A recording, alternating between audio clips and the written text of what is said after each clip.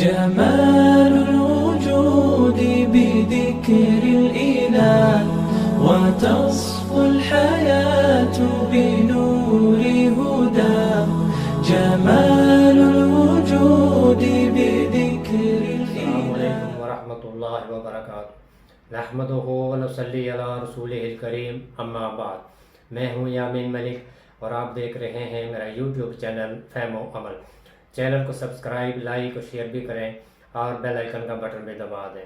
آج ہم انشاءاللہ اللہ تعالیٰ کی توفیق سے سورہ بقرہ کی آیت نمبر 25 کے پہلے حصے کا لفظ مطلب اس کے روٹ ورڈ یعنی مادہ کے حوالے سے سمجھنے کی کوشش کریں گے. واضبر وا اور بشر باشین را بشر، اس کا روٹ ورڈ ہے خوشخبری، اور بشر انسان کو بھی کہتے ہیں. الذین ان لوگوں کو، آمنو حمزہ میم نون امن ایمان، واضبر وا اور عاملو عین میم لام عمل، الصالحات صاد لام ہا صلاح نیک صالح، ان بے شک، لہم دو لفظ ہیں لم زبر لا کے لیے، ہم ان کے لیے، جنات جیم نون نون جنہ باغات، تجری جیم را یا جاری بینا، من سے، تحتہا یہ بھی دو لفظ ہیں، تاہاتا تحت نیچے، اور یہ ہا اسم اشارہ ہے، یہ جنات کی طرف اشارہ ہے، باغات کی طرف. الانہار نون ہارا نہر نہر، کلما جب کبھی، روزے کو را زا کاف رزق، منہا اس سے، ان سے، یہ بھی دو لفظ ہیں من سے، اور ہا اشارہ ہے جنات کی طرف. من کوئی، ثمرتن سا میم را ثمر پھل، رزقن را زا کاف رزق. وبشر الذین آمنوا اور بشارت دے دو ان لوگوں کو جو ایمان لائے، وعملوا الصالحات اور جنہوں نے نیک عمل کیے، اعمال صالح کیے، انا بے شک، لہم ان کے لیے، جنات باغات ہیں، تجری من تحتہا الانہار ان کے نیچے نہریں بہتی ہیں، نہریں جاری ہیں، کلما جب کبھی، روزے کو وہ رزق دیے جائیں گے، منہا ان سے یعنی ان باغات میں سے، من کوئی بھی، ثمرتن کوئی پھل، رزقن بطور رزق. وہ الفاظ جن کی روٹ ورڈ کے ساتھ وضاحت ضروری ہے. بشر باشین را بشر، بشر انسان کی جلد کے اوپر کی سطح کو کہتے ہیں، اور انسان کو بشر اس لیے بھی کہتے ہیں کہ حیوانات کے مقابلے میں اس کی جلد پر اون یا بال نہیں ہوتے. پھر اسی روٹ ورڈ کے ساتھ بشارت بھی ہے، ایسی خبر جس سے انسان کے چہرے میں کوئی تبدیلی آئے، یعنی کوئی تغیر پیدا ہو، خواہ وہ خبر خوشی کی ہو یا غم کی. اسی سے مباشرت بھی ہے، اسی روٹ ورڈ کے ساتھ وہ عمل جس میں مرد اور عورت کی جلد آپس میں ملتی ہے.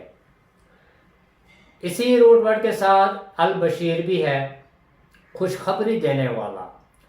نبی کریم محمد مصطفیٰ صلی اللہ علیہ وآلہ وسلم کے بارے میں قرآن میں آیا ہے کہ آپ بشیرم و نذیر آتے، یعنی خوشخبری دینے والے اور خبردار کرنے والے۔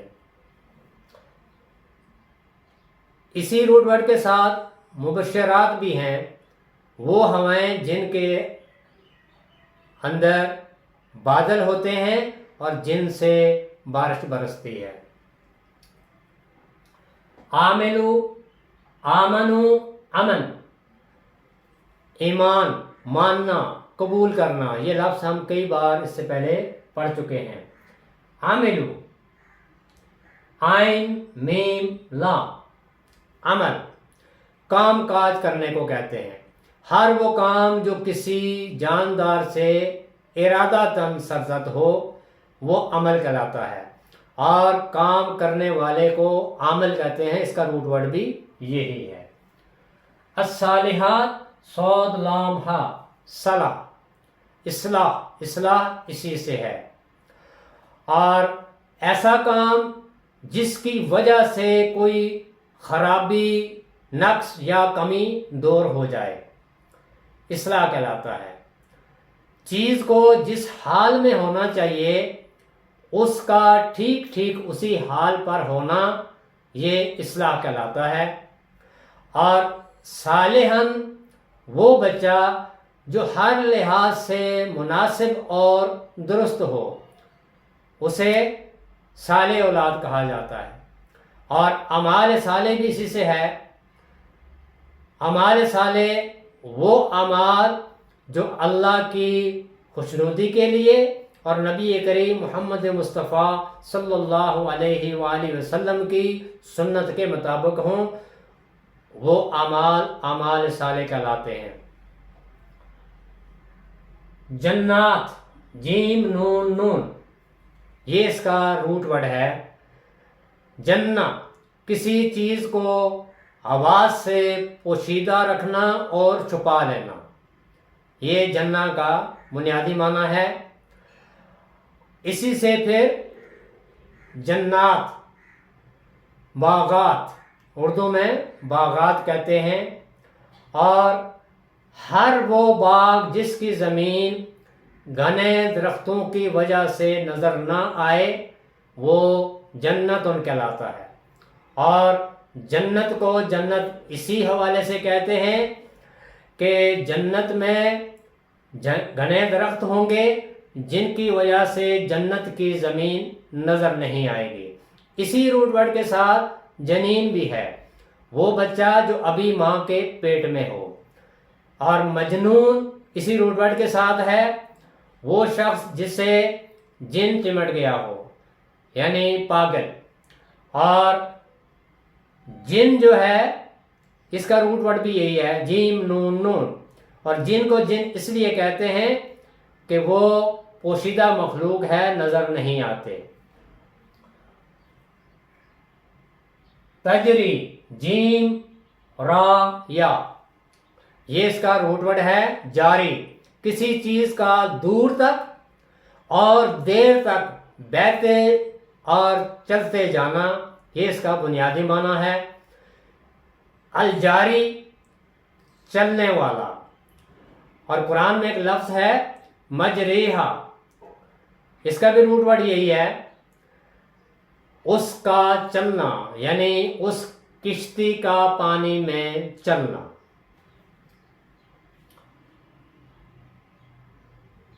تحتہا، تا ہا تا، یہ اس کا روٹ ورڈ ہے، اور تحت کا مطلب ہوتا ہے نیچے۔ لیکن کوئی چیز جب کسی دوسری چیز کے نیچے ہوگی تو تب تحت بولا جائے گا، ورنہ کسی چیز کے نچلے حصے کو تحت نہیں کہیں گے۔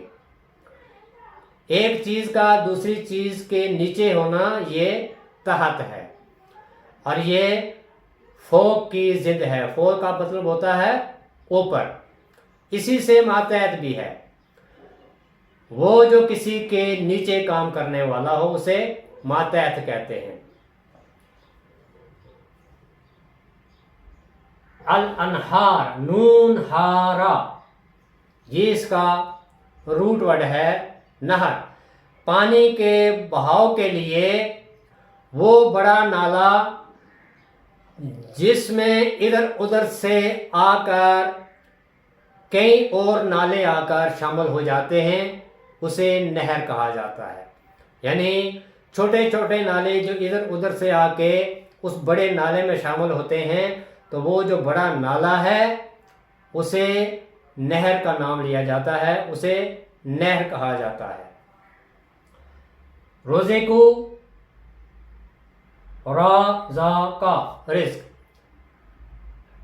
ہر وہ چیز جس سے فائدہ اٹھایا جائے، چاہے وہ غذا ہو یا سامان نشو و نما، اسے رزق کہا جاتا ہے۔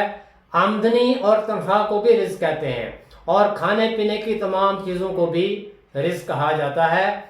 اور وہ تمام اسباب و ذرائع جن سے انسانی جسم اور اس کی ذات کی نشو و نما ہوتی ہے، وہ بھی رزق کہلاتی ہے۔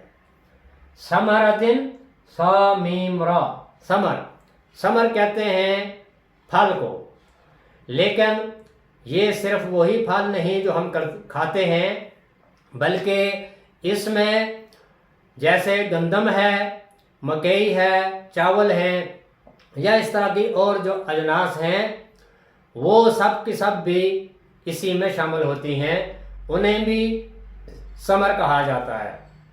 اور ہر طرح کا مال بھی ثمر کہلاتا ہے۔ اس کے علاوہ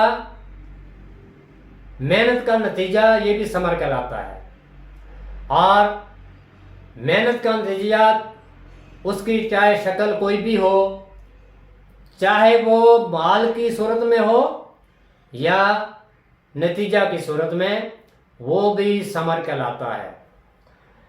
وَبَشِّرِ الَّذِينَ آمَنُوا، اور خوشخبری دے دو ان لوگوں کو، وَعَمِلُوا الصَّالِحَاتِ، جنہوں نے ایمان قبول کیا اور اعمال صالح کیے۔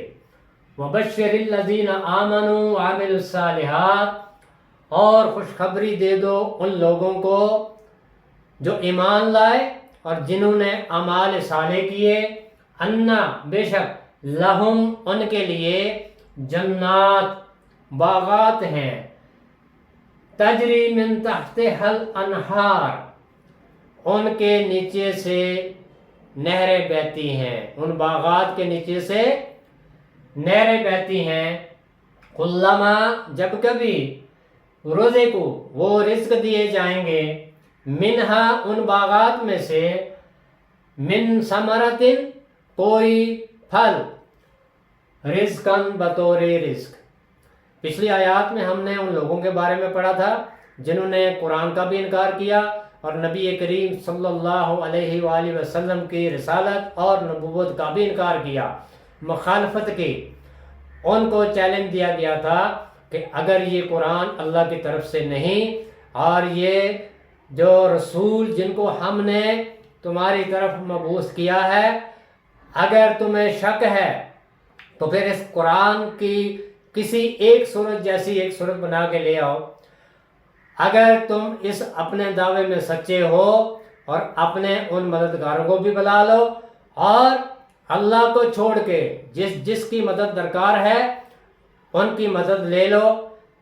اگر تمہیں اس بات کا یقین ہے کہ یہ قرآن اللہ کی طرف سے نہیں ہے، تو اللہ تعالیٰ نے وہاں پہ انہیں بتایا تھا، ان کو چیلنج دیا تھا، اور انہیں پھر خبردار بھی کیا تھا کہ تم پھر ایسا ہرگز نہیں کر سکتے۔ فَإِن لَّمْ تَفْعَلُوا وَلَن تَفْعَلُوا، پھر اگر تم ایسا نہ کر سکو اور ہرگز تم ایسا نہیں کر سکتے، فَاتَّقُوا النَّارَ الَّتِي، پھر بچو اس آگ سے، وَقُودُهَا النَّاسُ وَالْحِجَارَةُ، جس کا ایندھن پتھر بھی ہوں گے اور انسان بھی، وَعِدَّتْ لِلْكَافِرِينَ، اور کافروں کے لیے وہ تیار کی گئی ہے۔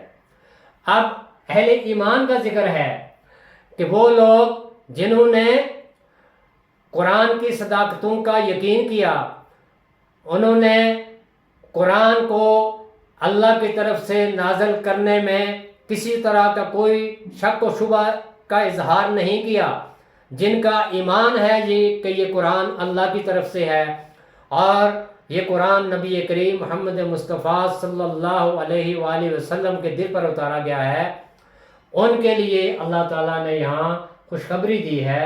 وَبَشِّرِ الَّذِينَ آمَنُوا، اور خوشخبری دے دو ان لوگوں کو، آمنو جو ایمان لائے، وعملوا الصالحات اور انہوں نے نیک اعمال کیے۔ ایمان اور عمل صالح یہ لازم و ملزوم ہے۔ اگر ایمان ہے اور عمل صالح نہیں تو بھی ایمان مکمل نہیں، اور اگر عمل صالح ہے لیکن ایمان نہیں تو بھی ایمان مکمل نہیں۔ ایمان اور عمل صالح کا ہونا ضروری ہے، اور عمل صالح یہ ہے کہ اللہ کی خوشنودی کے لیے وہ کام کیا جائے اور نبی کریم محمد مصطفیٰ صلی اللہ علیہ وآلہ وسلم کی سنت کے مطابق وہ عمل کیا جائے۔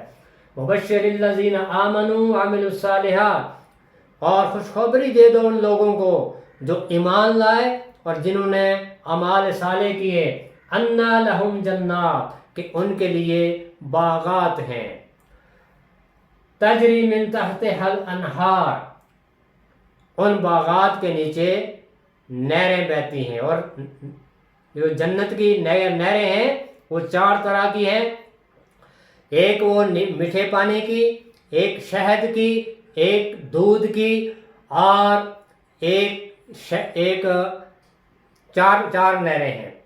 تو 4 نہروں کا ذکر ہے قرآن میں اور احادیث میں۔ وہ 4 نہریں ان کے لیے ہیں جو اہل ایمان ہوں گے، آمنوا وعملوا الصالحات جنہوں نے ایمان بھی قبول کیا اور اعمال صالح بھی کیے، ان کے لیے یہ خوشخبری ہے، ان لہم جنات کہ ان کے لیے باغات ہیں، تجری من تحتہا الانہار ان باغات کے نیچے نہریں بہتی ہیں، کلما جب کبھی رزقوا منہا جب کبھی انہیں ان باغات میں سے کوئی رزق دیا جائے گا، من ثمرۃ رزقا کوئی پھل بطور رزق، یعنی ان باغات میں سے اہل جنت کو جو رزق دیا جائے گا بطور رزق، وہ رزق ان کے لیے اللہ کی طرف سے ایک نعمت ہوگی، کیونکہ ہر نعمت اللہ کی طرف سے ہے۔ آیت کا باقی حصہ انشاءاللہ ہم اگلی ویڈیو میں آپ کے سامنے رکھوں گا۔ اللہ تعالی ہم سب کو قرآن کی آیات کو سمجھنے، ان پر عمل پیرا ہونے اور دوسروں تک پہنچانے کی توفیق عطا فرمائے۔ سبحانک اللہم و بحمدک نشہد ان لا الہ الا انت نستغفرک ونتوب الیک۔ السلام علیکم ورحمۃ اللہ وبرکاتہ۔